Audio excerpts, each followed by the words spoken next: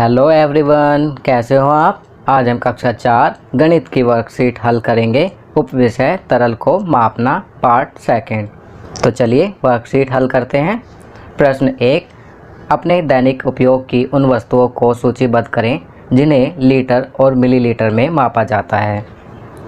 आप देख सकते हैं कि यहाँ पर एक तालिका दी हुई है जिसमें क्रम संख्या 1 और 2 लिखा हुआ है। लीटर में मापा जाता है, दैनिक उपयोग की उस वस्तु का नाम लिखना है जो लीटर में मापी जाती है और दूसरे में मिलीलीटर में मापा जाता है। तो बच्चों यहाँ पर हम लिख सकते हैं लीटर में मापा जाता है दूध, तेल, मिलीलीटर में मापा जाता है पीने की दवाइयाँ, आई ड्रॉप्स आँखों में डालने की दवाइयाँ, बालों में लगाने वाला तेल इत्यादि। चलिए अगला प्रश्न करते हैं। प्रश्न 2, एक बाल्टी में आप एक बार में कितने लीटर पानी उठा सकते हैं। तो बच्चों इसका उत्तर आप स्वयं लिखेंगे कि आप अपनी क्षमता के अनुसार एक बाल्टी में कितना पानी उठा सकते हैं। आपकी सुविधा के लिए मैं यहाँ पर लिखना चाहूँगा, एक बाल्टी में मैं एक बार में 10 लीटर पानी उठा सकता हूँ। प्रश्न 3, निम्नलिखित के लिए उपयुक्त इकाई लीटर या मिलीलीटर का उपयोग करें। पहला, एक छोटे कप में पानी, तो यहाँ हम लिखेंगे मिलीलीटर। दूसरा, पानी की टंकी में पानी, तो यहाँ लिखेंगे लीटर। तीसरा, चम्मच में कप सिरप, तो यहाँ पर लिखेंगे मिलीलीटर।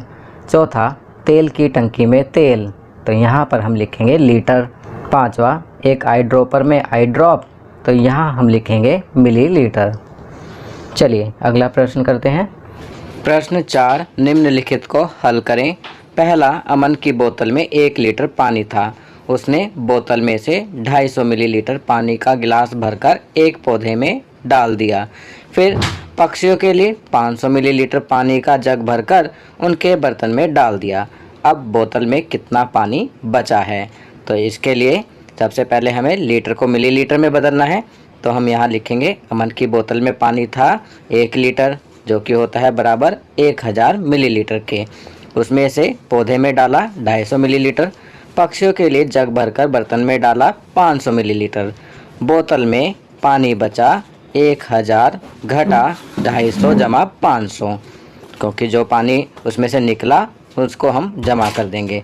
तो 1000 घटा 750 बराबर 250 मिलीलीटर। तो बोतल में कितना पानी बचा, 250 मिलीलीटर। दूसरा, नीतू को एक दिन में 3 इंजेक्शन लेने हैं। यदि एक इंजेक्शन में 5 मिलीलीटर दवाई है तो एक दिन में वह कितनी दवा लेती है। तो इसका उत्तर लिखेंगे, एक इंजेक्शन में दवाई 5 मिलीलीटर, तो 3 इंजेक्शन में दवाई होगी बराबर 3 गुना 5 मिलीलीटर, उत्तर आएगा 15 मिलीलीटर। तो यहाँ हम लिखेंगे नीतू एक दिन में 15 मिलीलीटर दवाई लेती है।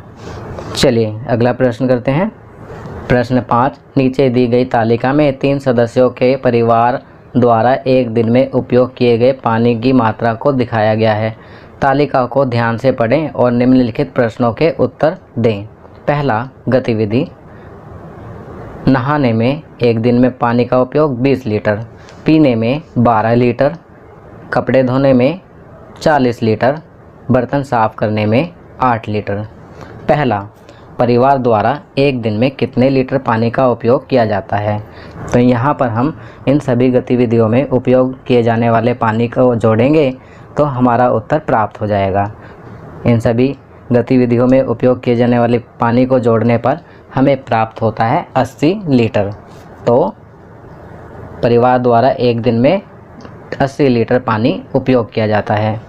दूसरा, यदि आपके पास मापने के लिए 1 लीटर व 5 लीटर के ही बर्तन हैं तो आप इस परिवार को विभिन्न गतिविधियों के लिए पानी की मात्रा कैसे मापेंगे।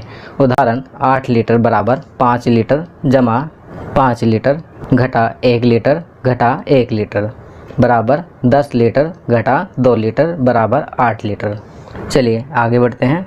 20 लीटर के लिए हम करेंगे 5 लीटर जमा 5 लीटर जमा 5 लीटर जमा 5 लीटर, तो हो जाएगा बराबर 20 लीटर।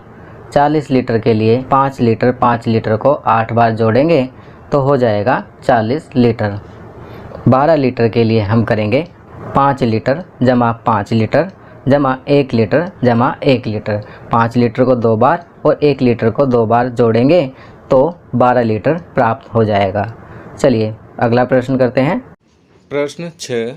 समीरा ने 2 लीटर की एक बड़ी पानी की बोतल को पूरी तरह भरने के लिए समान आकार की 5 छोटी बोतलों का उपयोग किया। प्रत्येक छोटी बोतल में कितना पानी था? तो इसके लिए हम करेंगे 1 लीटर बराबर होता है 1000 मिलीलीटर के। तो 2 लीटर की पानी की बड़ी बोतल को भरने के लिए समान आकार की 5 छोटी बोतल में पानी होगा 2000 भाग 5। तो कितना हो जाएगा? 200 मिलीलीटर। तो यहाँ पानी की बड़ी बोतल को भरने के लिए प्रत्येक छोटी बोतल में 200 मिलीलीटर पानी होगा। चलिए आगे बढ़ते हैं। जीवन कौशल हानि। हानि बराबर होती है क्रय मूल्य घटा विक्रय मूल्य। जब कोई वस्तु क्रय मूल्य से कम दाम पर बेची जाती है तब हमें हानि होती है। अब यहाँ एक दुकानदार द्वारा कुछ वस्तुएं खरीद कर ग्राहकों को बेच दी गई। इनकी सूची नीचे दी गई है। आप देख सकते हैं यहाँ तालिका में एक सूची दी गई है जिसमें क्रम संख्या 1 2 3 4 वस्तु झाड़ू, फिनाइल, डिटर्जेंट, आटा, उनका क्रय मूल्य होता है कि कितने में खरीदी। जैसे झाड़ू 50 रुपये की और विक्रय मूल्य कि कितने रुपए में बेची। तो झाड़ू 50 रुपये में खरीदी और 45 रुपये में बेच दी। तो यहाँ क्रय मूल्य अधिक है विक्रय मूल्य से, तो हानि होती है। फिनाइल 55 रुपये में खरीदी, क्रय मूल्य 55 रुपये है और विक्रय मूल्य 48 रुपये, तो इसमें हानि हुई। डिटर्जेंट 120 रुपये का खरीदा और 100 रुपये का बेचा, तो यहाँ भी हानि हुई। आटा 320 रुपये का खरीदा और विक्रय मूल्य है 300 रुपये, अर्थात 300 रुपये में बेचा, तो यहाँ भी हानि हुई, अर्थात दुकानदार को हानि हुई है। चलिए आगे बढ़ते हैं। अब यहाँ कुछ प्रश्न दिए गए हैं। चलिए प्रश्नों को पढ़ते हैं और उनका उत्तर लिखते हैं।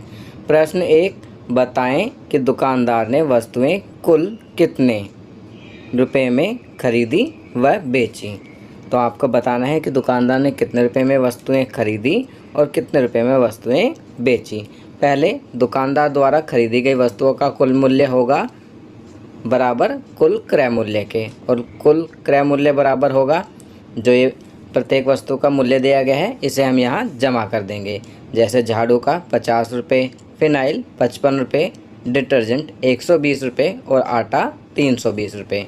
इन सबको जोड़ेंगे तो कुल मूल्य होगा 545 रुपये, अर्थात दुकानदार द्वारा खरीदी गई वस्तुओं का मूल्य हुआ 545 रुपये। अब दुकानदार द्वारा बेची गई वस्तुओं का कुल मूल्य बराबर होगा विक्रय मूल्य के। कुल विक्रय मूल्य कितना है? 45 रुपये, 48 रुपये, 100 रुपये और 300 रुपये। इन सबको जोड़ेंगे तो कुल विक्रय मूल्य होगा 493 रुपये।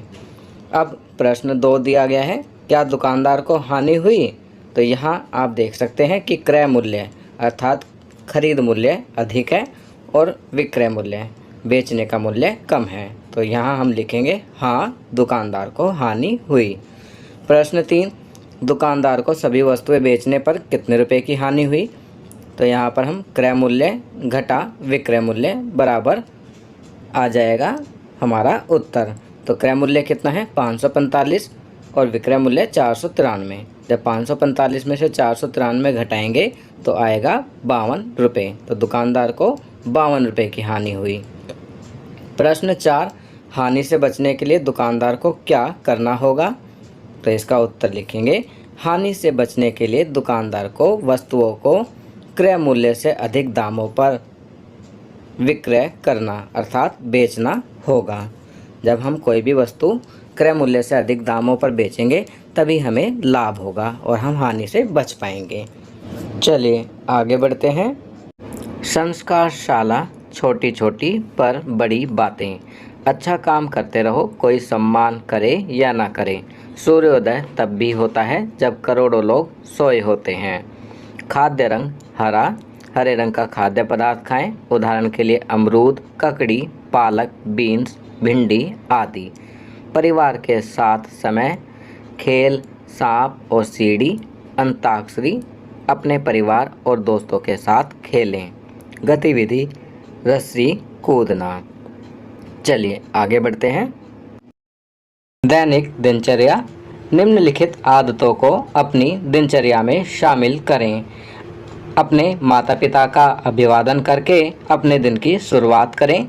अपने दांतों को दिन में 2 बार ब्रश करें। प्रतिदिन स्नान करें। खूब पानी पिएं और संतुलित आहार लें। अपने चेहरे को छूने से बचें और अपने हाथों को बार बार धोएं। अपना गृह कार्य समय पर पूरा करें। तो बच्चों, यहाँ पर कुछ अच्छी आदतें बताई गई हैं जिन्हें आपको अपनी दैनिक दिनचर्या में अवश्य शामिल करना चाहिए। तो बच्चों, ये वर्कशीट यहाँ कंप्लीट होती है। अगर ये वीडियो आपको अच्छी लगी तो इसे लाइक एंड शेयर ज़रूर करें। अन्य विषयों पर बने हमारे लेटेस्ट वीडियोस को देखने के लिए चैनल को सब्सक्राइब करना ना भूलें और देखते रहिए हमारा channel knowledge kingdom. Thank you.